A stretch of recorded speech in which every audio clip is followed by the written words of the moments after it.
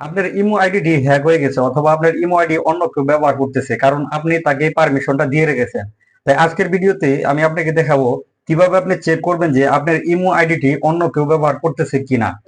আর অন্য কেউ যদি ব্যবহার করে থাকে তাহলে আপনার মোবাইল থেকে কিভাবে তাদেরকে লগ আউট করবেন।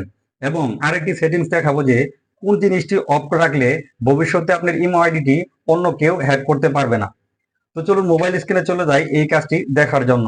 আপনার ইমো আইডিটি অন্য কেউ ব্যবহার করতেছে কিনা অথবা ইমো আইডিটি হ্যাক হয়েছে কিনা এটা চেক করার জন্য ইমো অ্যাপসে প্রবেশ করবেন।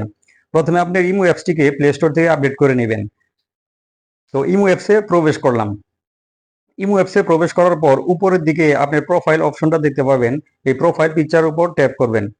প্রোফাইল পিকচার উপর ট্যাপ করার পর এখানে সিকিউরিটি অ্যান্ড প্রাইভেসি নামে একটা অপশন দেখতে পাবেন। এই অপশনের উপর ট্যাপ করবেন। অপশনে ট্যাপ করার পর নিচের দিকে একটা অপশন দেখতে পাবেন, ম্যানেজ ডিভাইস। ম্যানেজ ডিভাইসের উপর ট্যাপ করবেন। ম্যানেজ ডিভাইসের উপর ট্যাপ করার পর এখানে আপনি শো করবে যে আপনার ইমো আইডিটি কোন কোন মোবাইলে লগ ইন করা আছে। তো এখানে একটা মোবাইলে লগ ইন করা আছে, আমার এই মোবাইলে শুধুমাত্র ইমো আইডিটি লগ ইন করা। তো আপনার যদি আপনার ইমো আইডিটি অন্যান্য মোবাইলে লগ ইন করা থাকে এখানে শো করবে।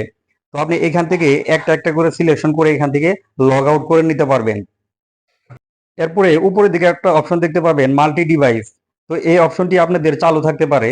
এই অপশনটি আপনারা অফ করে রাখবেন, তাহলে ভবিষ্যতে কেউ আপনার ইমো আইডিটি ব্যবহার করতে পারবে না অথবা হ্যাক করতে পারবে না। তো ভিডিওটি কেমন লাগলো অবশ্যই কমেন্ট করে জানাবেন।